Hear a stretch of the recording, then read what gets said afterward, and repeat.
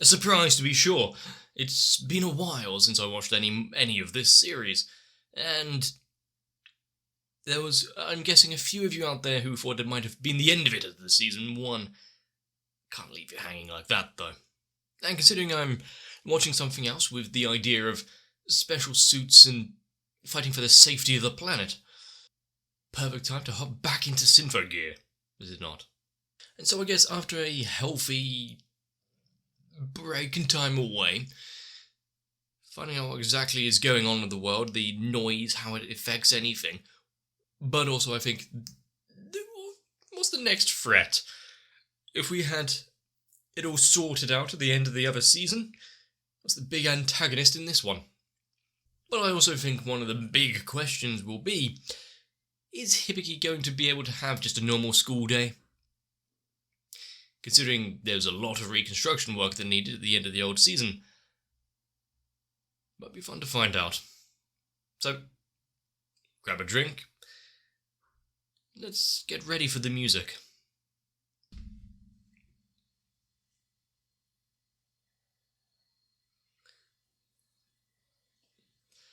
So... kind of like the first season where you start off with something that's in complete disrepair.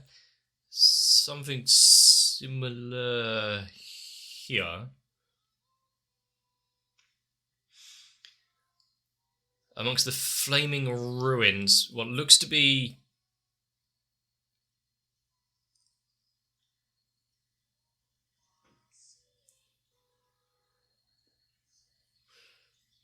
what looks to be some sort of headquarters, much like what Hibiki and whatnot have currently.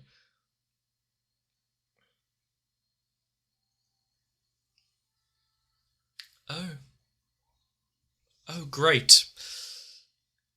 Once again, a final song kind of thing.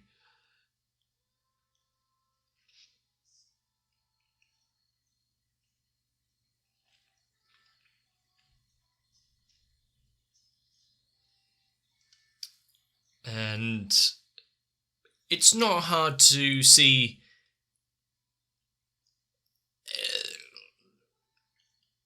that there's going to be a lot more people who are physically or mentally scarred. Much like how Tsubasa lost someone close to her.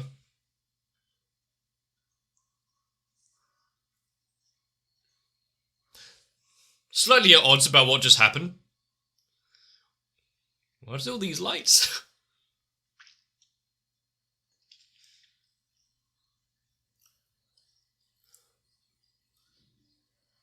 A automated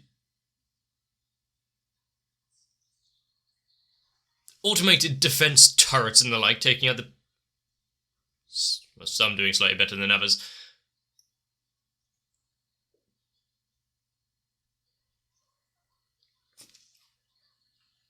But while we have a pop concert going on in the background,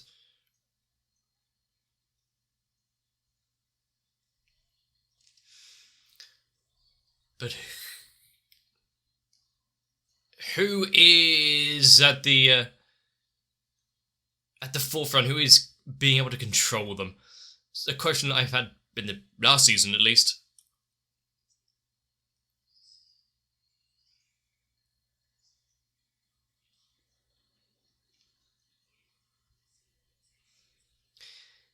And once again, we have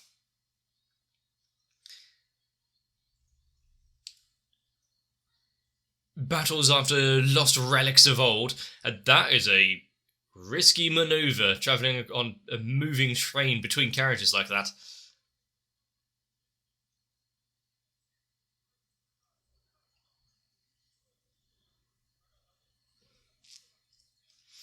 Can't you have this conversation indoors where A, the noise can't see you, and B, you can't fall off underneath the carriages?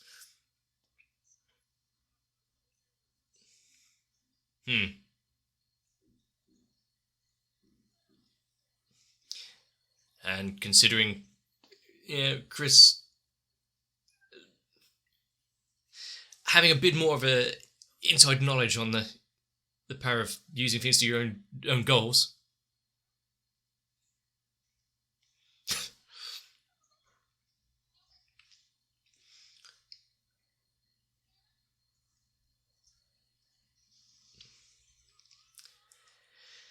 And unlike some of the other characters, this one might have been a little more protected since they stopped at the roof.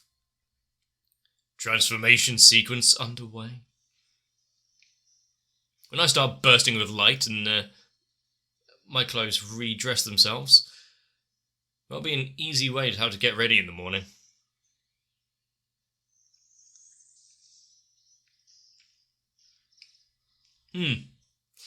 Actually, going a bit above and beyond with that one. Are the punches necessary to end the reclothing as well?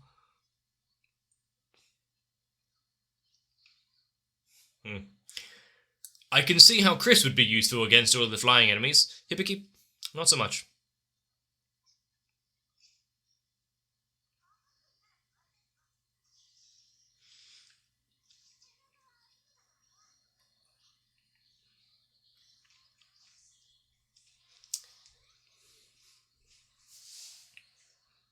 See? All you need is some ranged artillery fire.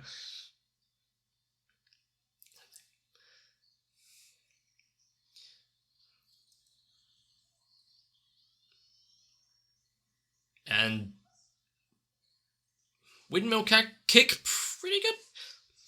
I do like the fact that I don't think I mentioned it at all during the first season, but I do like the fact that the audio tracks to all of these battles is provided by them themselves.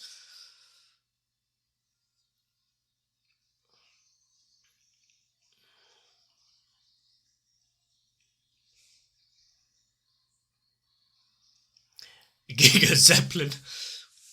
I mean, it did go down like the Hindenburg.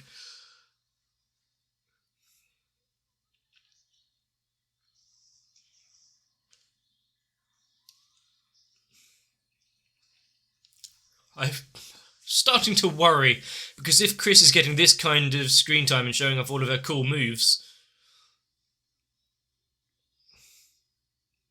Billion Maiden? Great.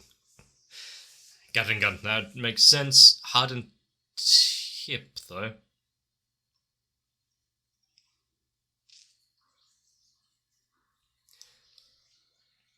Is this less of a destruction and more just deflection?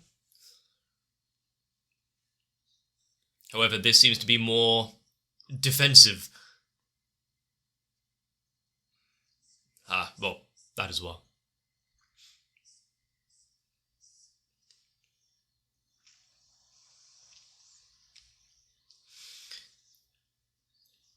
And not only who is controlling the noise and how they're doing it, but what are the noise themselves?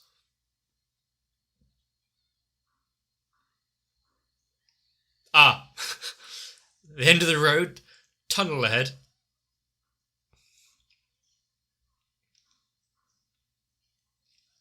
At least they'll be somewhat safe inside the tunnel for a while.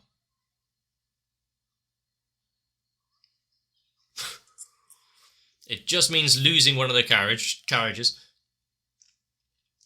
Anything that happens in an action movie, that's replicable. 2 carriages.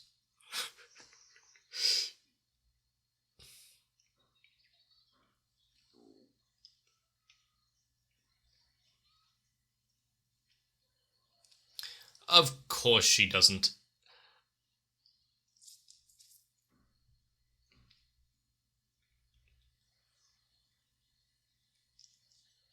But now, while they're blinded by the carriage and coming out the other end, that's when she'll launch the attack. No chance to defend against something they don't know is coming.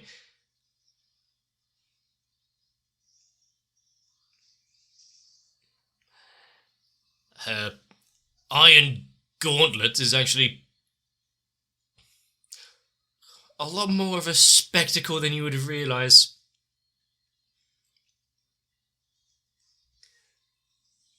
Is the tunnel now completely open top?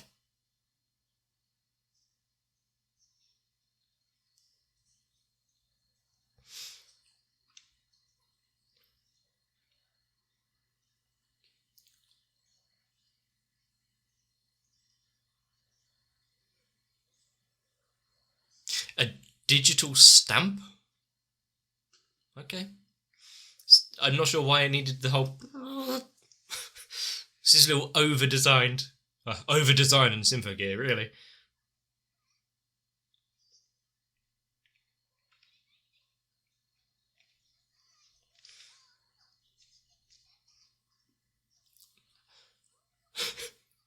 Humility is not quite in her lexicon, but I think she did quite well. He's going a little overboard. I mean, there's being enthusiastic, and then there's whatever that is.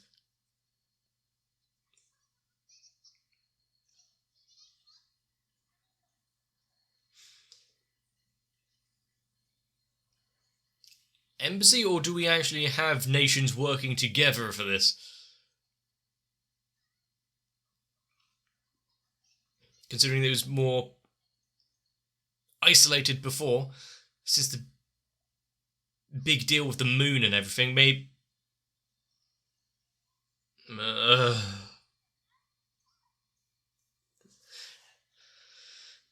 Never some time off, is there?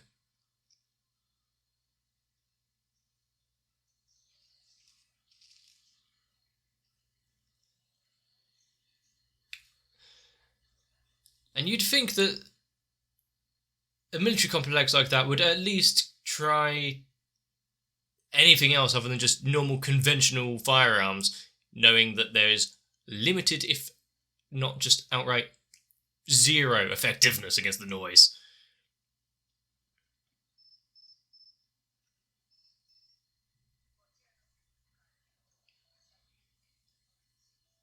Sacrist-S.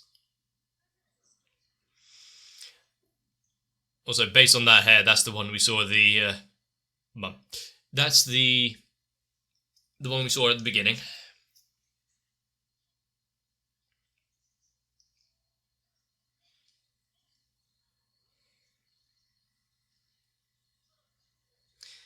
The case is fine. It itself has gone missing. Ah.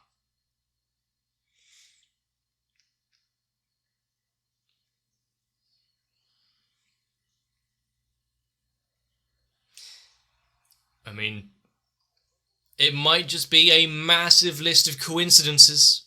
It might.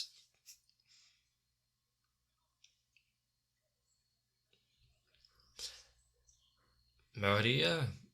And also, broadcast live across the world. I've got a chair like that. Yeah, broadcast live across the world. Which means that anything that happens today is going to be hard to cover up.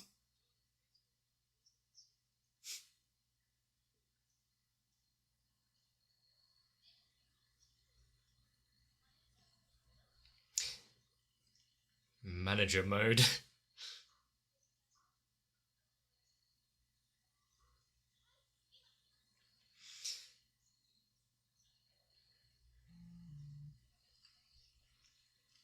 She's got quite a lot on her plate, hasn't she? It's good seeing her overcome the past from what we saw in Season 1. But how much more growth does she have in her?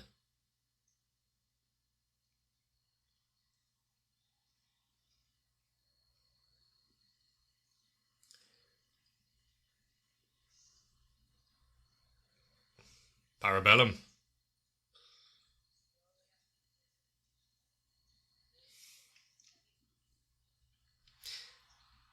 And I thought just now, was that chair because she suffered like spine injuries or something during the collapse of the building that we saw? or just somewhere fancy for her to sit.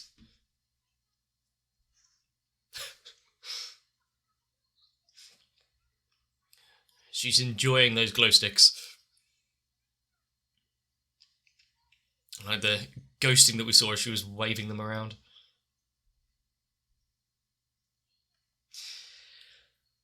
They should know by now that there are some events which have to go missed.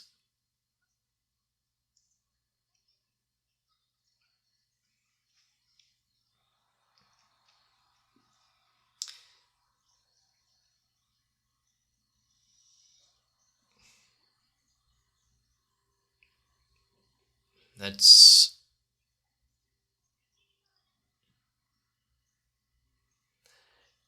Blades out here on... the microphones.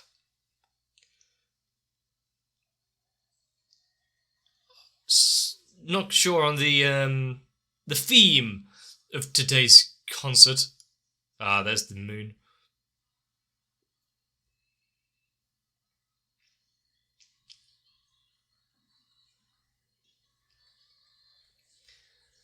The choreography needed to pose and act and sing while using sword microphones, while intertwined with one another.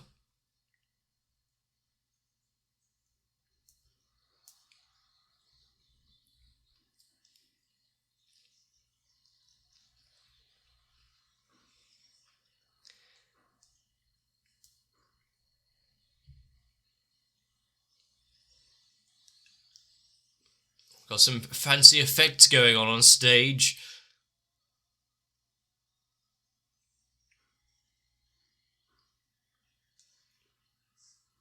Ignition. But to be fair, if you wanted to start the episode and season off with a bang, you'd go with high energy tempo performance.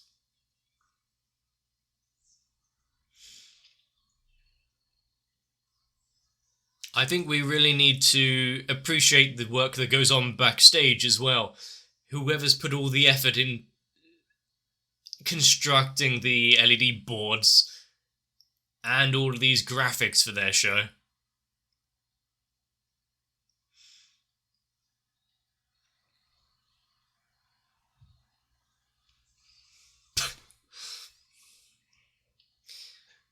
There's something to be said about being a little reserved, and then there's having fun and swinging around the glow sticks like a maniac.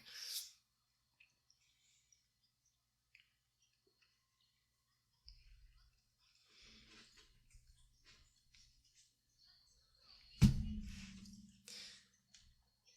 mean, as long as they can get something from... Well, considering it was being broadcast everywhere.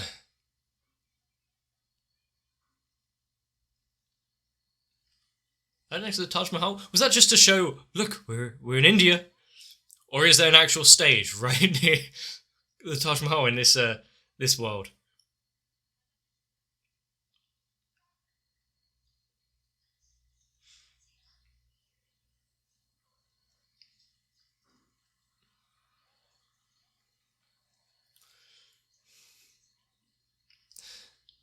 Now, music has been there to bring a lot of people together, hasn't it?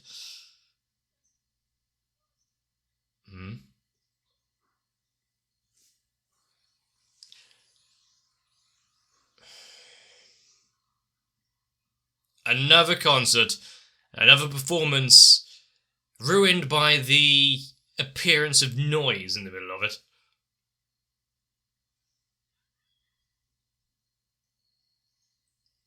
Are these helpful noise? Tamed, one would say.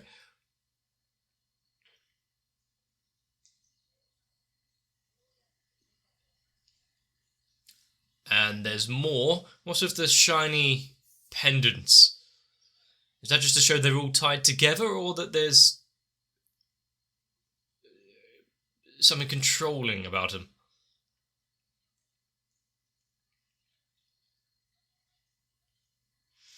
40 minutes. Quite the ways out.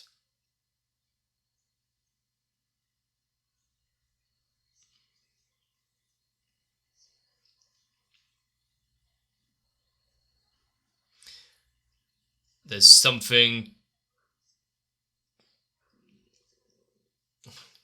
Really? Even if they weren't... Well, if they weren't, you'd be having a bigger problem.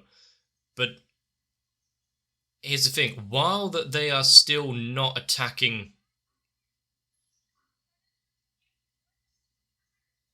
Okay, so the glow might still be something, but it's just... Anyway. So it wasn't just show that noise aren't to be reckoned with. We can control them. No, it was a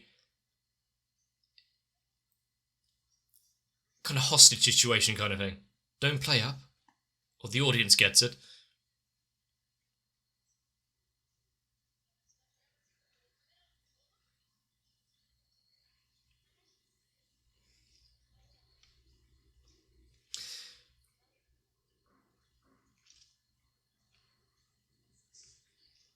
And because you lost someone close to you, and the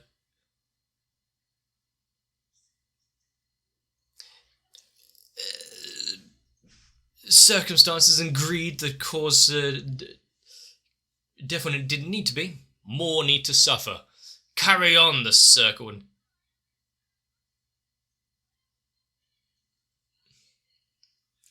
oh, they've now just, declared to be the enemy of everyone. We'll force the world under our control.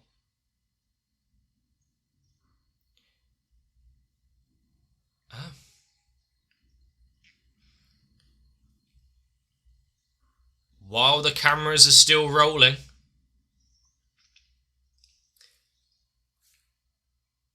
And you've got the deep orchestral backing for this Gunganir.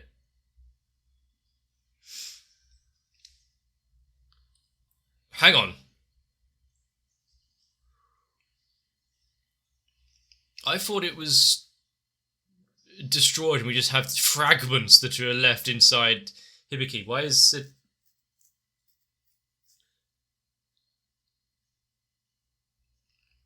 That's a few questions being raised there. And also, how's Tsubasa going to act knowing the origin of that before Hibiki got it, at least?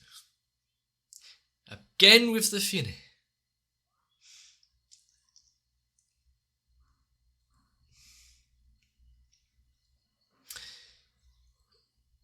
I mean, in no uncertain terms, they're making some bold declarations. Now it's, look, we can control the noise.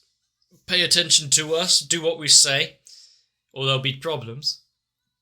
There are going to be lots of people that would bend the knee. We don't want noise sent at us. But is there going to be even more that are wanting a bit more of independence? They've made an enemy of one too many.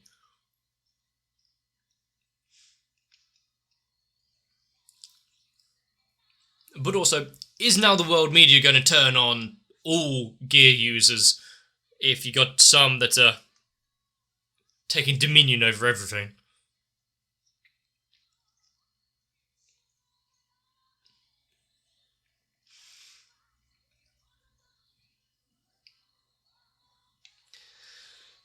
Is it going to be another Chris situation where sometime down the line there'll be a bit more of an understanding of each other? And though this world is unfair, there is some good to have in it. You don't need to cause more devastation.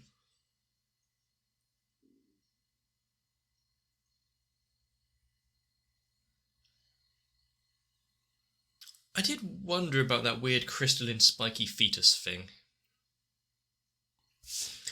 As a foray back into the world of Symphogear, a return to form after the events of the last one, with the moon still a little bit worse for wear, with all of the characters. I'm still not entirely sure how I feel about the end of the last one, where it's like, oh no, they're all in deadly, deadly trouble. Oh, no, they're fine.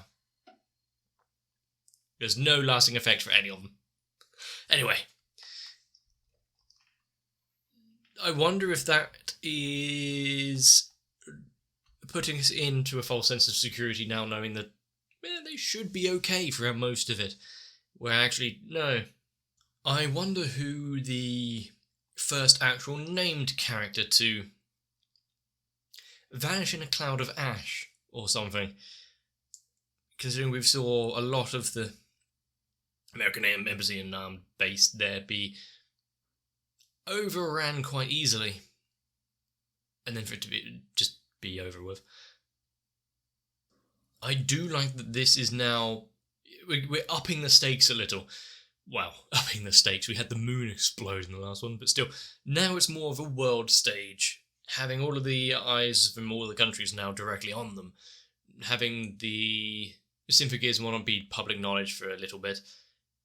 How's having the world's attention focused so severely on them now going to affect things? And what is the main plan or goals of this Myria and cohorts? But while we think about the potential implications for what all that would mean, there was still quite a nice selection of music in this one, whether it be the deep or orchestral instrumental soundtrack for when this Myria was transforming, or the concert itself, which was slightly more upbeat, and I've forgotten what a lot of the lyrics were. But you definitely need something that's a little cheery in a world like this, where the noise could apparently come from anywhere and attack with wild abandon. But now that they're controlled by people, that's a little more terrifying in my eyes. But definitely questions being raised. A black Gungnir gear. Does that mean there are the flipped side, the mirror opposites of every one of them? Or is it they've just analysed Hibiki and her style, her suit, and managed to make an approximation of it? Is this powered by relics or science? And how much of a distinction is there in that? And if you can have a big concert like this between two quite large names when it comes to the musician space, how many more people out there are amongst their midst that may be working for the enemy? We had Season 1, someone incredibly close to the main cast. So it wouldn't surprise me. It seems fairly easy to do. Maybe their vetting process isn't the best. And considering the amount of devastation, destruction, and really just potential for life-altering events when it comes to concerts, I'm surprised anyone goes to them anymore. I'll just watch it on the TV if it's being broadcast. Little less chance of being attacked by these noise things then. There. If I haven't made it obvious, first episode of this season, I liked it. I will admit I was a little more harsh, maybe, on the way that I was viewing the first season. Rightfully or wrongly, you can decide. But now that I have seen a little more, and I'm out of a particularly tough part of my life that was a while ago, I can see it has some charms.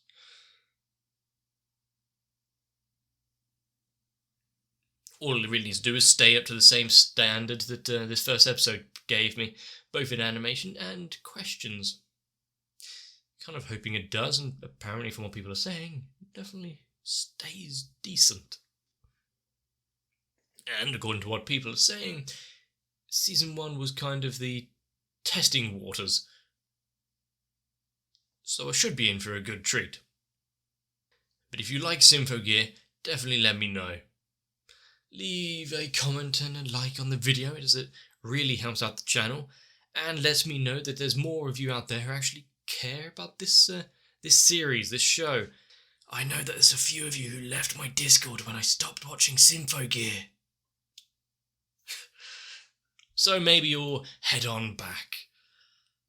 I will say one thing, I've not seen such a mobilised fan base as I have with Symphogear.